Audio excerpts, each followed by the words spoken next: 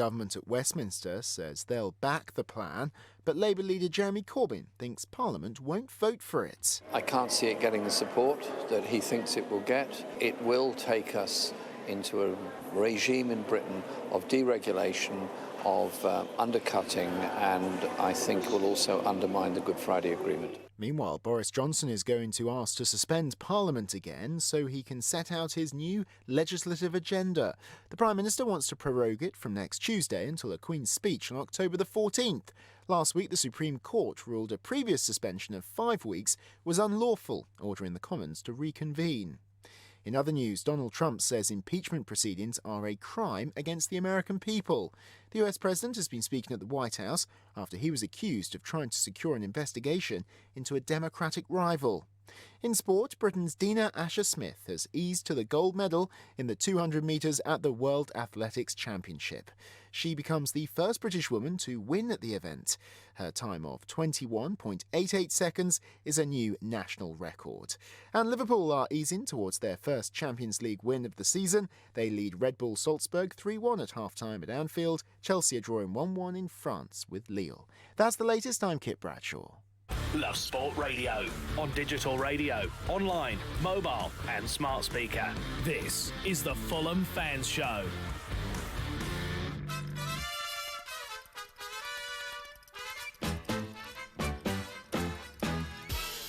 Down the Fulham Road we're burning with ambition. The first division is where we want to be. And if you've seen what a team we've got this season, you know the reason we'll get there easily. But first we're heading down the Wembley way to show the world that we can really play. Oh, this year you are listening to the Fulham Fan Show on Love Sport Radio with me, Charlie Hawkins, and I'm joined in the studio with the Fulhamish podcast, Dom Betts and Guy Barlow. For the next hour, it is Fulham and Fulham only. Coming up on the show this evening, we'll be reviewing the Reading game, reviewing the Wigan game, because hasn't Fulham's form just peaked in the right direction? 3 successive draws, now 2 strong wins against Wigan, and that thrashing 4-1 of Reading last night. We'll be doing the 3-word reviews, the traditional 3-word reviews, and getting the fallout from both games and what Dom and Guy thought of those games. As always, the listener questions, and then we'll be looking towards that crunch clash with Charlton on the weekend. They're in great form themselves. They are playing Swansea tonight, and it's currently 1-1, so we will be keeping our eyes on that game as we go. But let's start with the game against Reading, because it was 4-1. Dom, I just want to add, Guy, I want to tell you something here. I spoke to Dom yesterday about this game. I knew you'd bring this up, mate. Yeah, well, I think it's only fair, you know, because I've got a lot of respect for Guy, that he knows this, and that's what I do on this show, Guy. It's honesty. I'm ready. I said I'm really excited for this one tonight. You know, Fulham got that win on the weekend. I think they're going to win tonight. I'm really up for it. I really strongly fancy Fulham. Dom, typical Dom Betts fashion. No, mate, no, it's not going to happen. We don't have good form against Reading. We've not beaten 6 games at Reading. No, mate, don't back Fulham. We don't do well there. And it hurt, Guy. I'm not going to lie. It was sort of a kick to the stomach that I wasn't wanting. I wasn't ready for it. It really got me down. Lo and behold, 4-1. What does Dom know?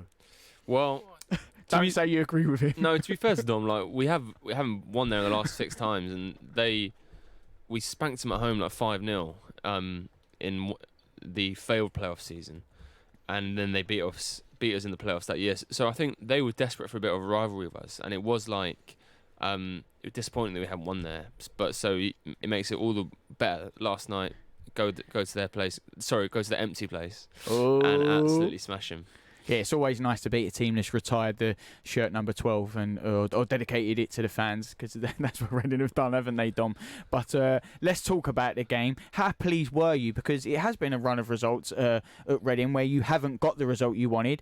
But dare I say it, Fulham, even if it has been 2 games, and let's be honest, it's 5 games unbeaten now with those 3 successive draws, they've hit a bit of run of form, haven't they, Dom? Yeah, I think we have hit form, and I don't necessarily think we're hitting form at the right time.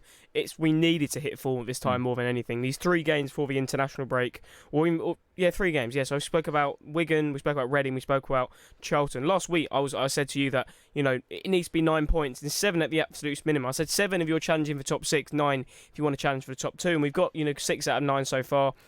I wasn't.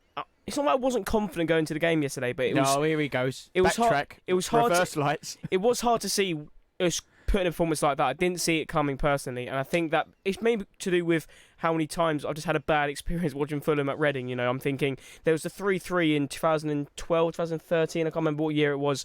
You know, we went 3-2 up in the 89th minute, and then Hal Robson-Kanu still ended up scoring an equaliser for them. I think Gareth McCleary got on the goal sheet as well. Obviously, we had the 3-0 loss in, what was that, 14-15, I believe it was. Matt Smith's first game gets sent off. So, and then obviously the playoff loss, you know, the games in the fog, and then the rescheduled one, which we lost. So Chris Martin missed a penalty at the last minute. Yeah, so for me, it's all bad memories. Yeah, it really is. But if we're going on to the game, I think one of the best things yesterday, not necessarily we scored 4 goals, it was how quickly we were winning the ball back. Because it's not like Reading didn't have any of the ball and didn't have chance. They did get the ball in attacking areas, but the likes of Harry Arter and Stephanie Hampton and our defenders were winning the ball back very well. And I think that was the most important thing, because a lot of the times we've seen that whenever the opposition go forward, they quite often score. I think, you know, still, I think the stat is 40% of the shots we faced have gone in. And I think that's what impressed me most yesterday was that we were playing and we were winning the ball back when we didn't have the ball, and then we're getting the ball into the right area. So we looked a lot more fluid, I think, yesterday than we did against Wigan, because Wigan was a convincing performance, but it was convincing because Wigan didn't offer anything. I still thought Reading were trying to, you know, attack in certain stage yesterday. There was that Bettinelli save, which he made, obviously, straight away. So, yeah, I'm happy with how yesterday went, and, you know, bring it on into the Saturday game against Charlton this weekend. Well, it seems like the momentum is with Fulham. They got those 2 back-to-back wins. Can I ask about the win then? Because earlier on Love Sport Drive, you know, the Posh Boys and Drive, you can listen every day, by the way, 3 to 7. They said, what's coming up tonight? I said, obviously, the Fulham fan show, 2 back-to-back wins. I feel like, you know, I saw the game last night. I feel like Fulham were, for me, I don't want to say starting to click like they haven't previously in the season, but it just feels like the football that I was seeing, I thought was very good from Fulham, you know, fluid, free-flowing attacking football, the movements that was coming up, one-touch passes, all the goals, you know, we'll get into that, were well-taken goals. And Johnny Burrow, and it was no disrespect to Fulham, by the way, I've got a lot of time and a lot of respect for Johnny Burrow, but he said, yeah, but this is what Fulham do, it was against Reading, you know, he said, don't say they're clicking, you know, they clicked against Millwall, it was 4-0, they've done it against Reading, can they do it next week, can they do it week after? And I felt that was maybe a little bit harsh, because you can only beat what's in front of you, and you did pull apart Reading. All right, maybe not the strongest team in the Championship, but you are on this run. Guy, was Johnny right there, or what do you make of that? I think that Millwall result was probably like an outlier to how good we can be, and it came early in the season, and then we lost the following game at home to Forest, which isn't looking like the worst result in the world. Obviously, I know a home loss is a bad result, but Forest are right up there. You know, they're a good team. It's not like when we first lost them, it was like, oh, how have we lost to this, you know, mess of a club for the past few years? But it's actually, we've come into so 5 games unbeaten now. Like you said, 3 1-1 draws, and 3 of those games have been away from home as well. So if we can get a win at home to Charlton on Saturday, and then we're playing Stoke away, who are the worst team in the Championship. So that should be like it should be, fingers crossed, 4 wins in a row right there. And then we've got Borough, then we've got Luton at home, 5 wins in a row. Like the fixtures, it can snowball that though, can't it? Yeah, and as we know in this division, it's one of the oldest things about it. Like 3 wins in a row, you can go right up there. And I know we were saying last week you don't want to rely on like a run of form like that, but fixture computer's been nice to us, and we've got teams who are all beatable, and I think that's helping. You know, like winning's a habit, and we to say that we're not clicking is probably, but we're still winning games. You know, like that's almost a bigger compliment itself, isn't it? Yeah. But it is a big game on the weekend because it is Charlton, and they beat Leeds, and now they play Swansea tonight. Although Swansea, let me tell you, have just scored. As I said it, I was going to say Charlton could be beating Leeds and Swansea, but no, Swansea have taken the lead. IU has scored there to put Swansea 2-1 up. Charlton did take the lead in that game very early on. Lecco in the second minute, but Swansea would take the lead. Don, we know what you two think. I think it's only fair. It is time for those 3-word reviews on the game against Reading last night. We'll start off with our very own Cam Ramsey. Oh, Cam Ram. The man. Brutal Berkshire bloodbath. Ooh. Lovely bit of alliteration there for Mr. Cam. I've got to say, Classic Cam. yeah, you've got to do alliteration. I think Vintage Cam Ramsey. Yeah, in the free word as reviews. one would say. Although, you know, is brutal a big enough adjective for someone like Cam Ramsey? Probably We not. probably need some bigger ones in there. With Fulhamato, with Fulham Royal Rumble, we had Dale with Reading Swift exit, obviously referring to the red card for Reading Swift. Rokas with Kearney's Royal Weldies, Dan Winter with the Royals flushed, DMFFC with Better Than Bayern, and Stuart Holtgren with Kearney's Majewski masterpiece. I love it. We're getting a little bit of alliteration. Majewski's masterpiece. It's all going well for Fulham at the minute. If we're not clicking and we're not in top gear right at the minute, I feel like that's a stronger message to the rest of the Championship, Guy, because, you know, again, it's no disrespect to Reading. You did pull them apart. It was 4 goals. We've seen it earlier on in the league. You're starting to convert those chances. We always know Fulham, it was 70-odd% possession in the game last night, 73, I think it was. If they're not clicking yet, is it scary how good Fulham can be? Because we knew they can reach this level. They just wasn't performing to it as of yet. Yeah, I think it was pointed out last night. Well, I was reminded of it. The fact that our squad is like, I'd say this because we made like 3 changes last night. I think we brought in Arthur and Adoy, and you know still won. Like our squad is top 2-3 squads. Like these kind of results. Yes, obviously winning 4-1 away from home is an anomaly, but beating Reading shouldn't be. You know, we should be beating Reading, and our squad should be challenging for the top 2. Like that's a matter of fact. We spoke about it like if we don't go up, it's a failure given our squads, and that holds true 10 games into the season. You can argue even if we don't get the top 2, it could be deemed as a failure looking at our squad. I mean, if we end up getting promotion through the playoffs, then great, another win at Wembley. But you know, our team shouldn't have to be scrapping through the playoffs for this. I mean, we should be aiming for the top 2 and hopefully getting in there, because you look at the likes of Mitrovic, especially, he's definitely Premier League quality. Then you look at like Knockout, Cavallero, Harry Arter, Tom Kearney. I understand they're in that bracket of are they Championship or are they Premier League, but if they're in that bracket, that means they should be the best players in the league. So for me, this team is finally getting into their stride, and people have stopped calling for, people were calling for Scott Parker's head at one stage, and Ridiculous. it's just absolutely ridiculous. I mean, I just don't. Some football fans assume there's this magic wand when a new manager comes in, it's going to fix something. It's still the same players, it's still the same club, so it's necessarily not going to fix any of your problems.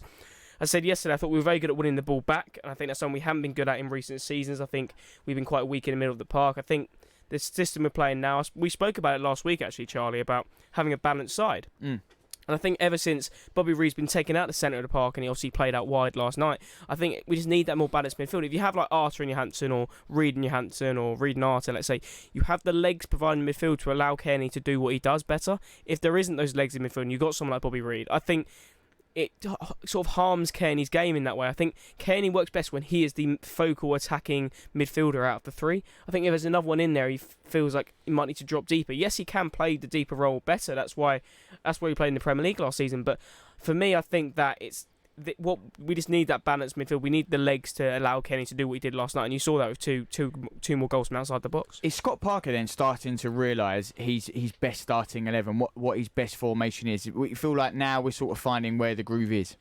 Well, obviously this weekend it was a Friday, Tuesday, so he did swap out.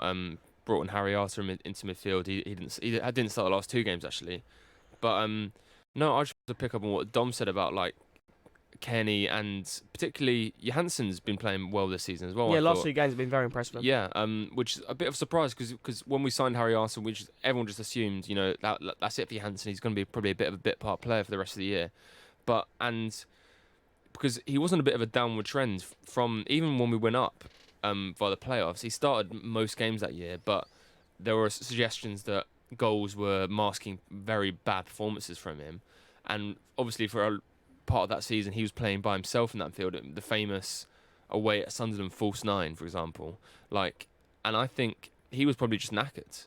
But now he spent some time away from the club at West Brom last season in the Championship, and he's not playing for himself, he's playing for Kearney basically, and therefore playing for the team. So I think he's playing a lot better this year. Let me quickly ask, because we did speak about this last week, Dom, how Fulham, it was 12 points from 8 games. You know, those next 3 games are crucial. We need to go 9 out of 9, if not 7 out of 9. And Guy said it there. You get 2-3 wins in this league already. Now, you're back in the playoffs. You're only 3 points off top. It's how quickly it can turn around. It almost highlights the fact that sometimes from fans, you know, calling for Scott Parker's head, we can have a knee-jerk reaction, can't we? Already, those back-to-back wins, you're up there. You get that result on the weekend. Who knows where other results may go? You could be joint top. It's just how quickly this championship can change, can't it, Dom? Well, yeah, let's say we beat Charlton on the weekend and we could even be top if other teams lose, or we could be 1 or 2 points up the top. We could go from, you know, going into the first international break 5th or 6th, like, okay, we're doing okay, then we drop to 10th halfway through the month, then we finish season 3rd. It just shows you the championship and how just got to stay calm and relax, and, you know, it's about, you know, it's only 10 games or so into the season now, so you need to analyse your squad. It's only a quarter of the way through, if that. So I think that Scott Parker's understanding his squad a lot more now, because yes, there's still a lot of players there from 17-18 who got us up, that Scott Parker will know very well, but there's a lot of new players in there. You know, you're thinking of Reed, you're thinking of Arto, you're thinking of you're thinking of Knockhart, you're thinking of Cavallero. You know, there are a lot of Bobby Reed, there are a lot of new players in here, and he's just got to work out who's best where. And I think, you know, I think one thing last night is we were getting the ball into the right position a lot of the time.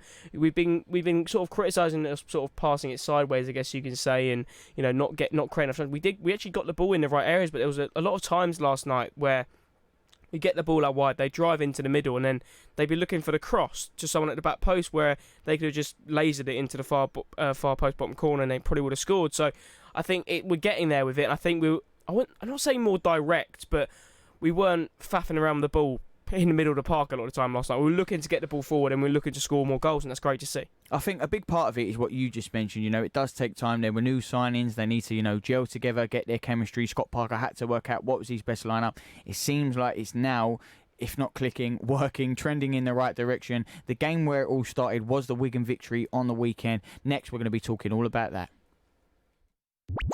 Love Sport Radio, the station giving fans a voice. Are you being fobbed off by a company? Are they letting you down? And are your complaints falling on deaf ears? We can help you out. Come to aspokesmansaid.com and we will give you a voice and a platform to raise your complaints. As recommended in the Daily Telegraph, aspokesmansaid.com. Fighting for you, saving you money. You all right, mate? Yeah, I'm fine. Yeah? Really? It's just, there's a massive grizzly bear sitting on you. You sure you're okay? Well, now that you mention it. Sometimes we say we're fine when we're not. But with 1 in 4 experiencing a mental health problem, if your mate says he's fine, he might not be. Be in your mate's corner and ask twice. Time to change. Don't get caught out in the great energy price hike as large firms look to charge you more. If you want to save money on your energy bills, it's not too late to see what's on the market. With rising gas and electricity bills, don't get caught out wasting your money on expensive tariffs. A Spokesman Said will show you the very best value deals available. Check out aspokesmansaid.com and you could be using your savings to put towards a well-earned holiday. With aspokesmansaid.com. Fighting for you, saving you money. If you're in business, I bet you hate wasting money. We Do Taxi Tops can help you achieve minimum wastage on your advertising costs and maximum exposure. Our revolutionary taxi tops can target your potential customers in the right place at the right time, so your message has the greatest potential for making an impact. We Do Taxi Tops. Visit WEDOOH.com. We Do. The smarter, quicker way of advertising in London, supporting London businesses of all sizes. My mum and dad say that I don't need lots of sugar. I'm sweet enough already. So we used the Change for Life food scanner app to find out how much sugar is in our food and drink. It's surprising how much we found. So I put my detective hat on to find the healthier choices. Woohoo! Found one, Mum! You can be food smart too. Download the free Change for Life food scanner app today. This is Love Sport. You are listening to the Fulham Fan Show on Love Sport Radio with me, Charlie Hawkins. I'm joined in the studio with the Fulhamish podcast, Dom Betts and Guy Barlow. And you can have your say on everything where Fulham is concerned. Tweet us at Love Sport Radio or call us on 0208 70 20 558. Just very, very quickly, there is championship games going on tonight and they do concern Fulham, and Champions League. And well, Liverpool, they lost to Napoli in Champions League Game 1. They were cruising tonight night against Salzburg, 3-0. I can just tell you it is now Liverpool 3, Salzburg 3. Chelsea are drawing 1-1. Another good result maybe for where Fulham are concerned. And QPR, after that 4-game winning streak, lost to West Brom on the weekend. They are now losing to Cardiff 3-0. What is going wrong? Well, Fulham won't care because we're talking all about the result on the weekend, which kick-started their good form. It was Wigan. They beat them. Dom, let's kick us off with the 3-word reviews. We have BC Brown with return of Steph Joe. Lewis Henderson with keep your wig on. You like that one, don't you, Charlie? I do. Chris Blackman with Kearney's consummate class. Christian Leidberg with knee slides galore. And Tom Kerr knee slide. I mean, just any knee slide is just, you got to keep it in there. But keep your wig on. There you go. That's one that's going to be a highlight for me. Keep your wig on. I do. That's 4 words. No, they put Wigan as Wigan is one word. Oh, come on. Guy, you're not a fan of that? No, it's 4 words. It's a 3-word review. But Wigan, Wigan, one word. Yeah. It's a play on words. It's still 4 words. All right, Guy. Okay, we'll agree to disagree, but I do understand where you're coming from. Let's talk about that Wigan game. Just in terms of the performance, I know, because Wigan the week before that, they beat Charlton, so they would have been up for it. They wanted another London scalp.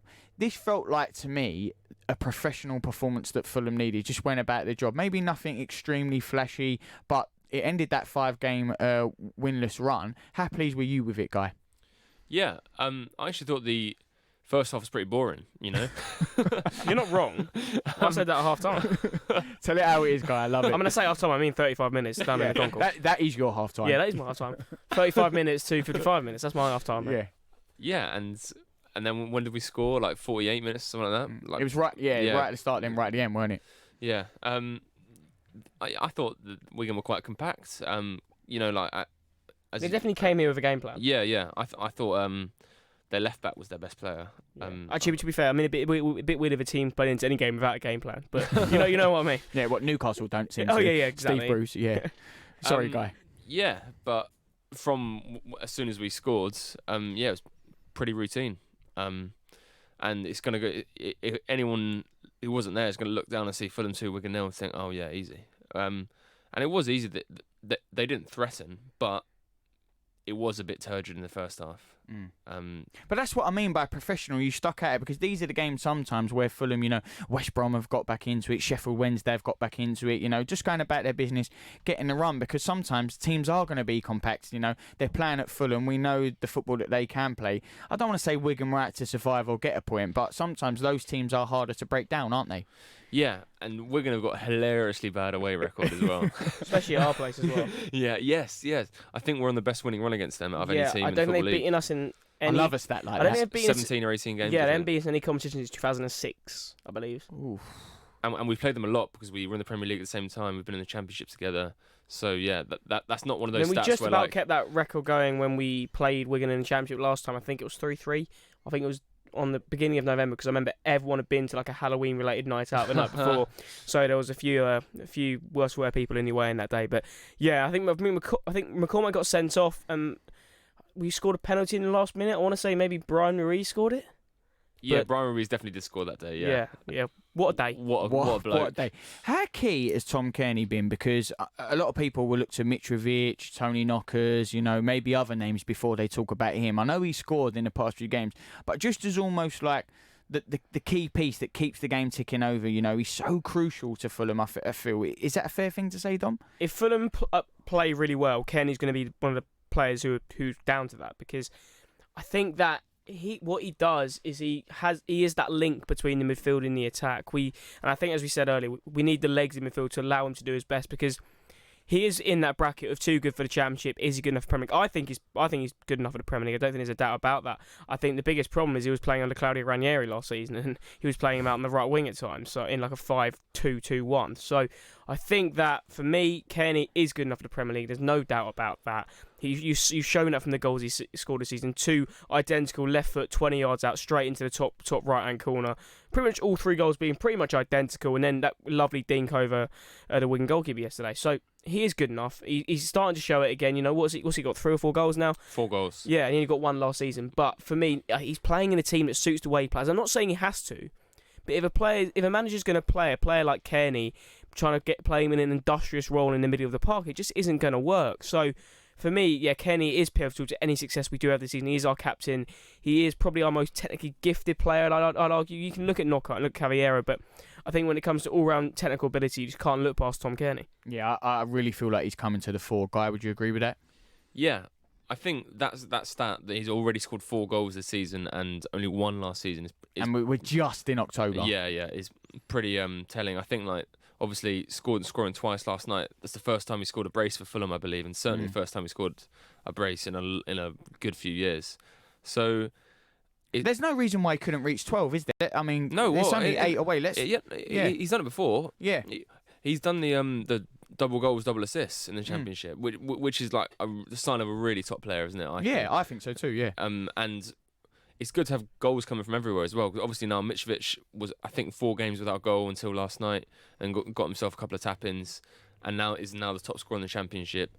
And our goal difference, I know it's almost silly to think about goal difference this early on, but it's looking healthy. 4-1, 4-0 against Millwall earlier in the season, and every little helps, doesn't it? Is goal difference something you keep your eye on as fans, because you'd like to think that you get enough points where it won't matter, but we've seen so many times it can come down to things like this, the difference between maybe the playoff place in the automatics or just being outside into the playoffs. Dom, do you think, it's a stat that you do need to keep an eye out for, but if it does come down to it, Fulham should well be in front? I think what goal difference does at this stage of the season is actually it helps breed a positive mental attitude within the squad, because it means you could be on the same points as 4 other teams, but you're going to be at the top of that pile.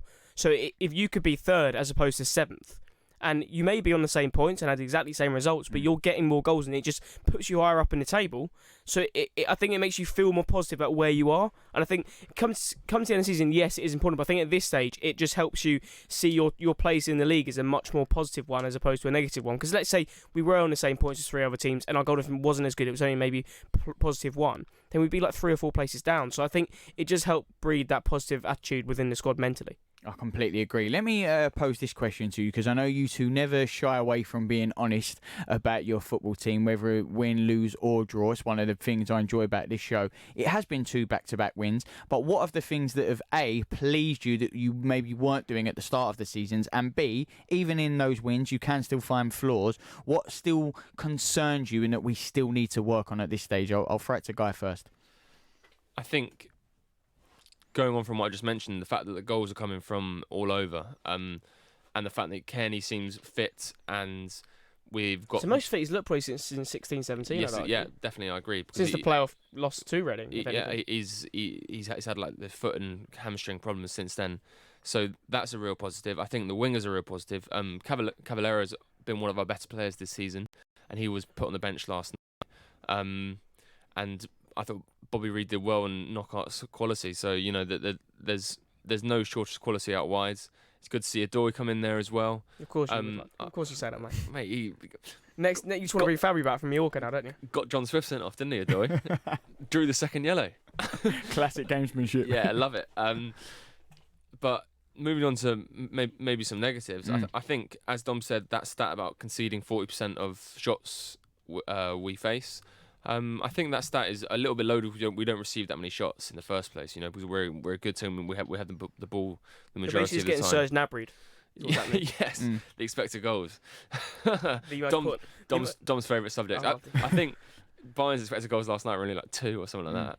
Well, they had pretty much the same amount of shots on goal as Spurs, and I think that is one point the guy talks about. Is it's not defensively like our defence is bad. I just feel like the team, the way we defend, I don't know. I feel like is this also your negative then as well?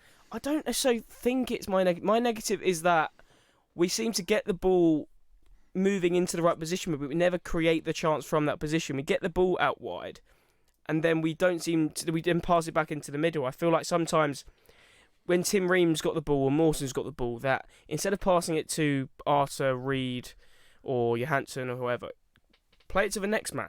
Play it to the wide player. Get it into Kearney. I think sometimes we're too slow to get the ball from one end of the pitch to the other.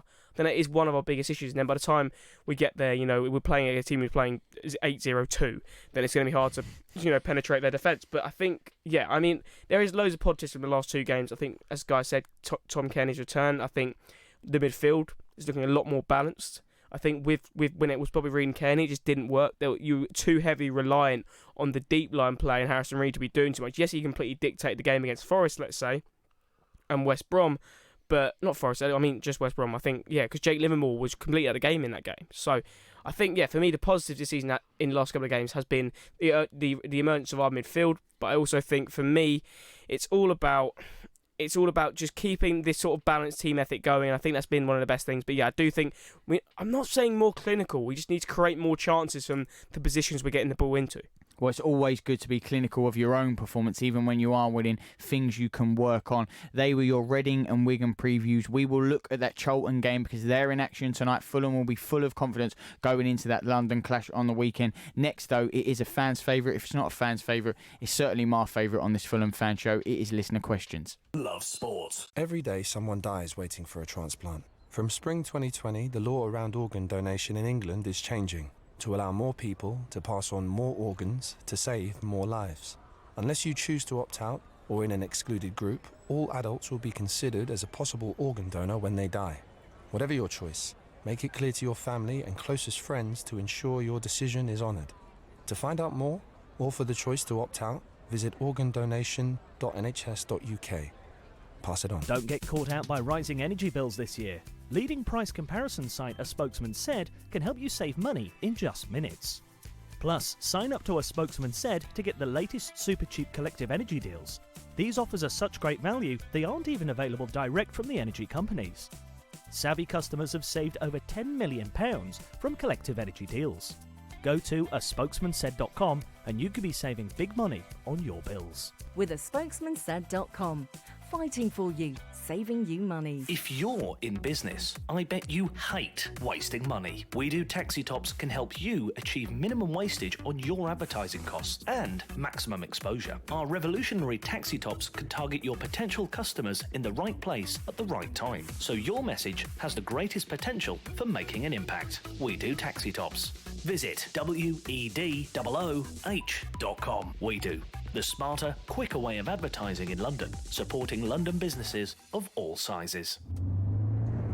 Driving too close to the car in front gives you less time to react. You may not realise that you're tailgating. Leave a 2-second gap between you and the vehicle in front. When it's wet, leave a 4-second gap. By staying back, you give yourself time to react. Stay safe. Stay back. Highways England, connecting the country. Love Sport Breakfast with Richard Lee and Patrick Christys. I think what Poch is picturing, and I can see this, is the classic scene where they win it, that everyone will be having an open bus tour, an open bus parade, but there'll be Poch on a stallion. And we'll see the sunset, and he will literally ride off into the sunset. And he'll grow his hair back long, like he had it before. Oh, yeah. And he'll ride off. Adios. Adios, That'll be it. amigo. We'll never hear from him ever again. We won't even know where home is because we will never, ever hear from him ever again. He'll be this mystery figure that had those famous quotes, and we'll talk about him, the legend of Poch. If Poch manages to win the Champions League with Spurs this year, he'll be on that horse. And what he means by home is just a different dimension. The horse will take off, ride into the sky, into the sun, and it'll just explode into fairy dust. And he'll just transcend into a different realm, a spiritual realm. Yeah. And we'll speak about the character that once was Poch. Weekdays from 6 a.m. This is Love Sport.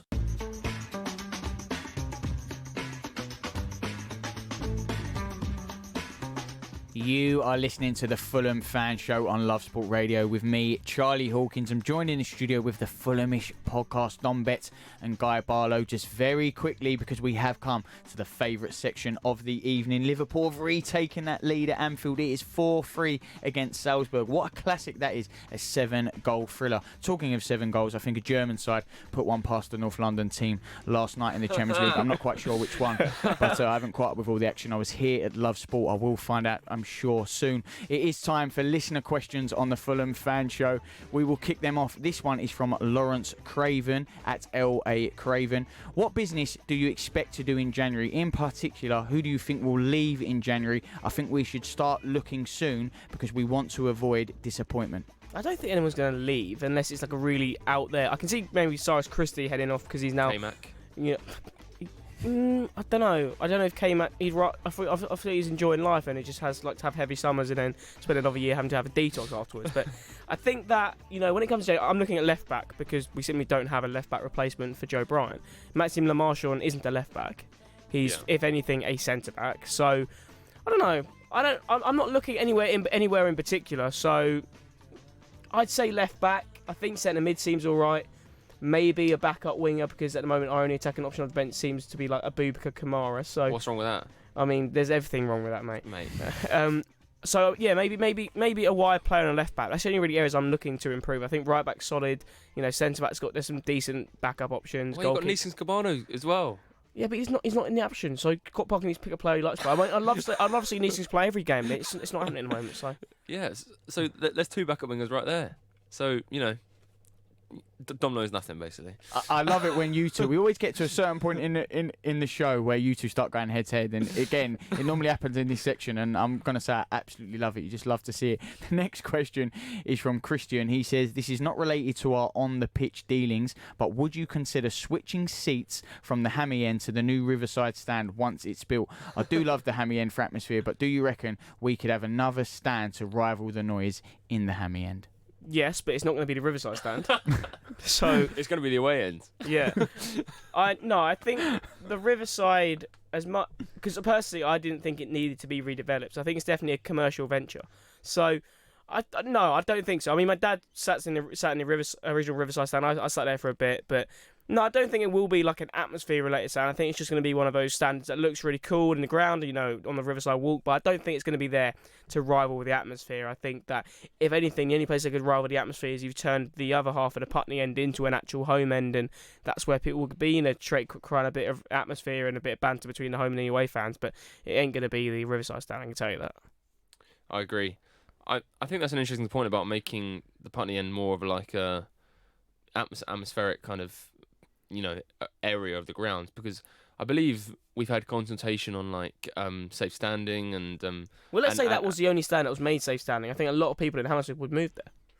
Yeah, and I think there's something to be said for having like good vocal support on both ends. Yeah, I remember Wagner at Huddersfield. He did I think the first thing he did was they moved all their home fans next to the away ends, and that was great. Like, it created a bit of banter between the two fans as well, and it felt like they were properly, you know, well supported at every game. I know I do rate Huddersfield fans in general. Chelsea moved the away fans when Mourinho was there, wasn't it? That was when it changed at Stamford Bridge. It was because of Mourinho. Really? Yeah. Yeah, they used to be on the side, then they moved them into the shed. So, yeah, that was because they were too close to Mourinho. Yeah. Really? And exactly, the point is that, I mean, Chelsea fans were annoyed at that because, you know, the shed used to be like another one of their main home ends. Yeah. And so, but yeah, no, I think that is a good point. If we're going to make someone safe standing, you could just make the entirety of the Putney end safe standing, and that's it. And then that would entice the sort of vocal fans and Hammersmith fans to move there. I think that's the problem. You can say, oh, it'd be good to put them next to the away fans, but I think it's going to be hard to move, you know, all these fans. Why would they want to move stand? They've been standing there for years. So I think if you were to make it safe standing in the Putney end and the Putney end only, then I think that would be the only way I can see, you know, the fans getting enticed to moving stands. I always liked it a few times in the Europa League when they put them in the Johnny Haynes. Yeah, I thought that was really like a nice place. They were out of the way. They were making lots of noise, especially because they were like away European fans, like bringing all their flares and whatever. And it kind of like made it, you know, where you had proper support on all four sides. And I really like that. I wonder why that came in the first place. I wonder why they stopped doing it.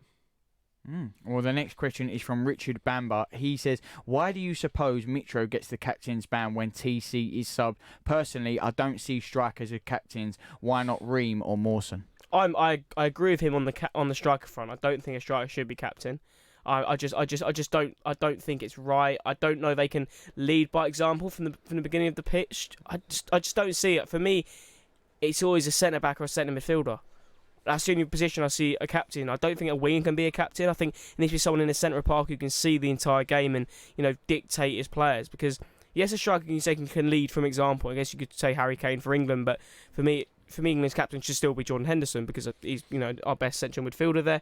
So I understand why he's given it to Mitrovic. He's probably not our most senior player, but one of the players who's been around the most times. You couldn't exactly give it to Stefan Johansson because he's a bit too, you know, a nut job sometimes. So I think I understand why he's getting to Mitrovic, but I do agree with Richard that I don't really like strikers being captains. Yeah, I guess I'm a bit kind of meh on the whole like captain's idea anyway. Obviously, the biggest example that always get thrown back at Dom is like Casillas was captain of Spain and they won 3 major tournaments in a row. And yeah, but he didn't win 3 major tournaments because he was captain. Well, but he was their captain when that happened. He was their leader. Which for me, I don't understand why it wasn't someone like Carlos Puyol or Gerard Piqué. But well, maybe it's good to have lots of leaders all over the pitch, and that sounds like a really generic manager comment. That is Unai Emery all over the shop. Whoa. Five captain Unai Emery. Why not? Well, he's made Xhaka permanent captain now. Down to the players. I'm not really either for or against it, to be honest. I think it's very predictable when you just give your best player the captain's armband. And if Mitrovic is the best player, then that's fine with me. I don't care. The next question, Ian Hepburn. Do you feel Johansson's importance and contribution at this levels is undervalued by many supporters? And if so, why do you think that is? I think it's probably due to I think he actually has got technical qualities, but I think his qualities that are most effective in this side are his work rate and him getting up and down the pitch and providing the legs off the ball, and he's Pep Guardiola would love him because he loves a good professional foul. So I think I think that I don't think he's undervalued. I think people undervalue what he offers. People look at his actual technical quality and like, oh, he's not amazing like Tom Cairney is, but I think what he offers allows Tom Cairney to do what he does. I think his running up and down the pitch, his tactical fouling allows us to play the way we do, and I think that's what people underrate the most. Yeah, as we said earlier, Johansson's come into a bit of form this season after a poor first half of last season, and then obviously he was on loan at West Brom. And I think he actually had quite a mixed time at West Brom. I don't really know how he did there because I think he started one of the playoff semis and then didn't start the other. So it'd be interesting to see if he can continue this form. And as a man, as Dom said, he loves a professional foul, and you love to see that. Well, I've eased you in because it's going to get a little bit deep on the Fulham fan show now. Serious questions, people may watch the one show and think that's where it gets serious. I'll say no. So it's the Fulham fan show on a Wednesday night, 9 till 10. This is very serious. This next question is from Will. Who would win in a fun war, Mitrovic or Kamara? Mitro. If it's a fair fun war, I say Mitrovic, but Kamara doesn't like things fair, so he probably tried to cheat. I mean, he tried cheating last night. But it's about nutrition, the camp. Have they good sparring partners? Who have they brought in for this fun war? So you both got Mitrovic. You got about Mitro in any kind of physical fight, contest, yeah. There you have it. Well, you signed with Kamara here, Charlie, mate. Or I like an upset. I like the underdog. You never know what's going to happen. Especially in a fun war. I mean, in a fun war, always the way. Well, not in a fun war, but a football war tonight. It was Charlton and Swansea, and Charlton have lost against Swansea. They were 1-0 up, but they've been beaten at the Valley. Swansea have come back 2-1, and that is important because Fulham play them next. It is a London clash on the weekend, and next we will be doing the opposition preview. We'll be talking to Nathan Muller from Charlton Live. Giving your team the coverage they deserve. Love Sport Radio. The Novotel London Blackfriars, the official hotel partner of Love Sport. Located just minutes away from the city and London's famous South Bank. You can kick back and taste the flavours of the world at the Jamboree Bar and Grill and enjoy all the sights of London in style. The Novotel London Blackfriars. You all right, mate? Yeah, I'm fine. Yeah? Really? It's just there's a massive grizzly bear sitting on you. You sure you're okay? Well, now that you mention it. Sometimes we say we're fine when we're not. But with 1 in 4 experiencing a mental health problem, if your mate says he's fine, he might not be. Be in your mate's corner and ask twice. Time to change. You're in leakage, you're in leakage. You're in leakage, you're in leakage. You're in leakage. You're in leakage, you're in leakage. Henna men. Cage. Pants and pads. You're discreet. Masculine. You're secure absorption zone. Buy online or in shops. You're Tenna men. Keep control. You're in No. If you're in business, I bet you hate wasting money. We Do Taxi Tops can help you achieve minimum wastage on your advertising costs and maximum exposure. Our revolutionary taxi tops can target your potential customers in the right place at the right time, so your message has the greatest potential for making an impact. We Do Taxi Tops. Visit wedooh.com. We Do, the smarter, quicker way of advertising in London, supporting London businesses of all sizes. How are you? How are you really? Modern life can be busy, and sometimes it's easier to look after others before looking after yourself. But there's only one you. And making small changes to your lifestyle now could improve your chances of staying healthier longer. So take the first step to a healthier you with our free How Are You quiz. See how you score and get personalised tips and support. From how to eat a little healthier to turning a 10-minute walk into exercise. Just search One You. Love sport. You are listening to the Fulham Fan Show on Love Sport Radio with me, Charlie Hawkins. I'm joined in the studio with the Fulhamish podcast, Dom Betts and Guy Barlow. Now we turn our attentions to the weekend because it is a London clash. Fulham against Charlton. Charlton, before tonight, on a good bit of run of form, beating Leeds. We know what Leeds bring to the Championship. Well, they lost to Swansea. They were looking for beating that second team. They did go 1-0 up very early on. Sometimes not always the best to go 1-0 up so early because you have to hold on for the rest of the game. Swansea come out fighting. They get the result of the Valley 2-1. It is still a big game. Lee Bowyer will have his side up for it. They normally bounce back when they get a bad result. We talk to Charlton every Thursday on Love Sport Radio, 9 till 10. What do you make of this one before the weekend, before it's played, Guy? I guess personally, I've got quite a soft spot for Charlton. Like I'm from South East London. A lot of my mates are Charlton fans. Okay. And so I'm really happy they're back in the Championship, especially the horror show of an owner they've still got. And I was reading about Lee Bowyer and heard an interview with Johnny Jackson, and like those two, or Johnny Jackson being the assistant manager, those two seem like they're running the place really well, like in really tough circumstances. And again, last week, in terms of actually on the football pitch, they tactically were brilliant against Leeds. They did really well to get that goal, bit fortunate from a set piece, and then hold on against one of the most tactically astute teams in the division. So I think they'll be absolutely fine in terms of relegation. I do think their position is a bit false at the moment, but I think even they would admit that. So I'm really excited to see them. I know that there's going to be a big old cruise down the Thames from Charlton to Fulham in the morning, so I'm sure there'll be quite a few rowdy Charlton fans around. But yeah, I'm looking forward to the game. Well, you mentioned this one, that they are tactically aware. They got that result against Leeds. They would have watched Fulham. Lee Bowyer will certainly have them up for it. They'll feel like they've done a number on Leeds. They'll do a number on Fulham. And Lee Bowyer does get these type of results. He's working on a 1-year contract. They haven't given him much security and stability. Is there a concern? Not a concern that Charlton are coming in here. They'll do just as good, Dom. Yeah, I think we have to be not worried about Charlton as such, but be aware of what they can do. Respect them. Yeah, respect them. Don't take them as, relegation fodder, because they're clearly not. They're at the top of the league after, 2 months of the season, 10 or 11 games, so they're not to be messed with here. They're a very good side, and, Lee Bowyer, for all the circumstances he's under with Roland Duchâtelet, that he's doing an absolutely exceptional job, and even if they stay up this season, I still think he deserves manager of the season. So I think that, we've got to be careful, and I think the important thing for us, from a Fulham perspective, is an early goal.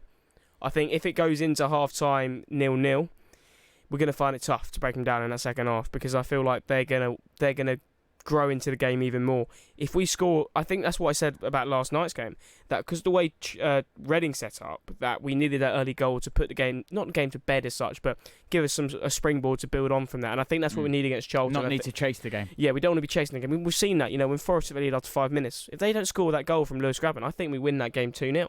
So I think, and I know it's so you can say this in every game, an early goal is crucial, but in this game I really think it is. A game on Sky Sports, everyone's going to be very interested to see how Charlton fare against a team like Fulham. Obviously they played Leeds last week, but obviously this game's on TV, so they're going to have to watch the whole 90 minutes, and I think Charlton are going to cause us problems, but I think we do have enough to win this game. And if you are going to get top 2 or even top 6, this is the game you should be winning. The bread and butter home games. I know it's against Charlton. You've had a very good start to the season. I know we lost tonight against Swansea, but these are the games you really have to be winning.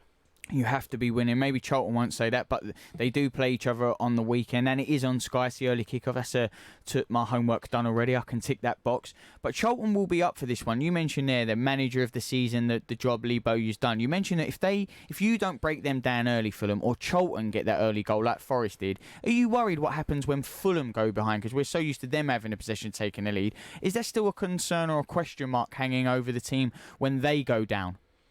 Yeah, I think maybe historically in the past few seasons, we probably haven't done that well when we've gone behind. We're not one of those teams. I mean, that was most games last season. Yeah, but and indeed there was a stat about we went ahead a lot, but we also, when we went behind, I think we only came back to win once, and that's what you. And both games we've conceded first season we've lost. Yes, so that's obviously a bad stat, but I know this might be, jumping the gun a bit, but knowing what Scott Parker was like as a player, there was talk of him giving team talks at Fulham and at West Ham. You'd think he'd be very good at lifting a team, especially as a manager now that he has even a higher position of authority. So I do think, especially with the way we play, we can wear these teams down. I think we have been unlucky in the games we've gone behind. And subsequently lost, but it's not that we're not going to win if we don't score first. There will be a time this season when we go behind and win, I'm sure. Yeah, and I think one of the main things for us, if I'm looking at the Charlton side, is there isn't too many creative players in there. So I think if we not just control the midfield, but win the midfield battles, I think that's important. They might argue differently there, though, I would think. They've got Conor Gallagher on loan from Chelsea, Williams, they seem to be creating a chance. But if they're not scoring it. Lyle Taylor does a lot for them. He's out injured at the minute. Right, but what I'll say to you is think about Leeds midfield, think about Swansea's midfield, think about our midfield, think about West Brom's midfield. Do these players get in those midfields? Probably not. No, but that doesn't mean that they still don't create. And look, Leeds and Swansea, I know Swansea won tonight, but Leeds didn't do nothing. For me, I don't... They've won games. I look at the Brentford game. I look at the Leeds game. They weren't creating, 10, 15 chances in the game like a top two team like us, Leeds, West Brom. The teams who we expected at the beginning of the season are creating. Albeit if West Brom had a striker, they'd probably be top of the table by now. I mean, I know they've got Charlie Austin, but I mean, a goal if they still had Dwight Gale in the team, they'd probably be top of the table. I'm being perfectly honest. So I think I'm not saying that they don't have any creative midfielders, but compare it to what we've got in the likes of Arthur, the likes of Kearney, Reed, Johansson, Kearney. I just feel like if we win the midfield battle, that's where we'll win the game. And also, if we win the set-piece battle, because I think their goal against Leeds came from a set-piece. We were watching bits of the game tonight, and it seemed like quite a few of their chances came from set-pieces. So I think that's something we might be vulnerable at. I feel like we've been vulnerable from set-pieces for about a decade, to be honest. So we started supporting Fulham, basically. Yeah. So terrible at scoring from them, and terrible at conceding from them as well. Well, Dom, you mentioned that maybe they don't have much in terms of creativity. What is the one area that does concern you about Charlton where you go, we have to be on the ball here? It's not a certain position of the field. I think they are so clinical. I think if they get that chance... Well, like you said, if they're not creating, but they're winning these games. Yeah. I'm saying but when they get the chances, they often score the goals. A bit like, Bayern Munich last night. They only had 8 shots on target and scored 7 goals or something crazy like that. Did they? Yeah, something ridiculous like that. It's unbelievable. And so I think that's what... XG. Yeah. I think that's what you get with Charlton. I think that, although they're not going to create these, 8 shots on target a game, when they only create 2 or 3, but they're most likely going to score 1 or 2 of them. So I think that's the main thing you got to watch out for, is you respect them, but you don't give them the respect that you give them time on the ball to create those chances. I think the defence, and especially the 100 are going to need to be on key to make sure they don't even get those chances, make sure... A bit like the wing game where we're creating everything and we're limiting them. I think the best way for us to go about this game is actually playing our game, and because we know if both teams have their best day, we're winning the game. Well, that's what I was going to ask you. And I said, who do maybe you not fear in Charlton, but an area that concerns you? And I want to ask you, Guy, because teams have struggled to break them down. We've seen it Leeds, Stoke, Blackburn. They've had some big results, Charlton, this season, maybe to surprise a few people. What do Fulham need to do? I know play their own game, but one area they really need to kick on to break that Charlton team down. I think Dom spoke about it a bit earlier about moving the ball a bit quicker. Not being pedestrian, and I think we're morphing into one of those teams who's maybe slightly better away from home. in that. Yes, teams back off us away from home as well. Like in terms of possession, we're never like never have teams have less than 50. Yeah, exactly. Yeah, when we play Swansea and Leeds, it is going to be interesting to see what the possession stats are going to be, because both teams want to have 70% possession each game. So it is going to be interesting. But yeah, I think you have got a point. And if the other teams at home, they're going to need to come onto you a bit more because they're the home side and their fans are going to expect that. Whereas Charlton going into the game on Saturday aren't going to expect them to attack us, are they?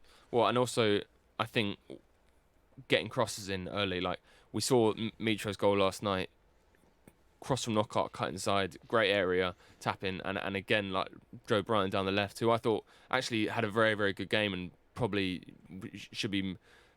I've been really impressed with him so far this season. For his performances so far this season. He again like probably one of those in that bracket, very good in the Championship. Got his first goal the other night against Wigan as well. An unsung, I don't want to say hero, but he's not one that if you would reel off 5 players, you might not mention him, but you should. Yeah, well, as in like he's solid. He's one of those 7, 8 out of 10 every week so far, which is exactly what you want. So get those crosses in, because Joe Bryan is a fantastic cross of the ball. Knockout's a fantastic cross of the ball. I know when Bobby Reid is maybe not known for that, but Cavallero is decent. So yeah, early, move it quicker, move it wide. Early crosses. I think what you make point about crosses is, when you say cross, everyone says, "Oh, lumping the ball into the box."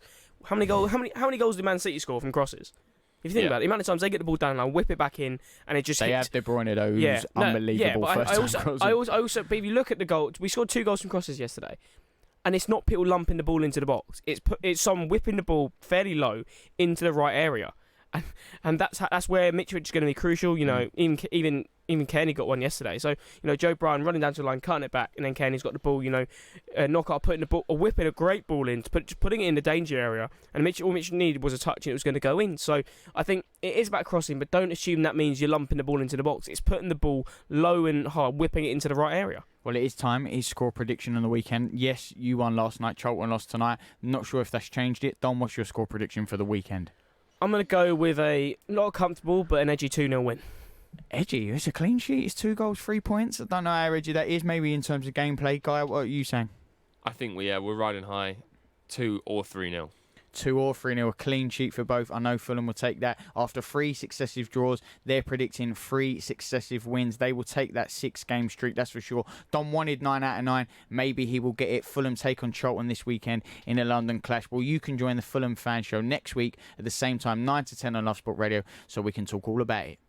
This is Love Sport. You all right, mate? Yeah, I'm fine. Yeah? Really? It's just there's a massive grizzly bear sitting on you. You sure you're okay? Well, now that you mention it. Sometimes we say we're fine when we're not. But with 1 in 4 experiencing a mental health problem, if your mate says he's fine, he might not be. Be in your mate's corner and ask twice. Time to change. Are you paying way over the odds for your car insurance? The spiralling costs put people off driving, full stop. But you're a careful driver, and realistically, you'll only need an insurance payout if some halfwit cuts you off on the M1. So you shouldn't be forced to pay massive car insurance premiums. And you don't have to. Go to price comparison site a spokesman said.com today and find out the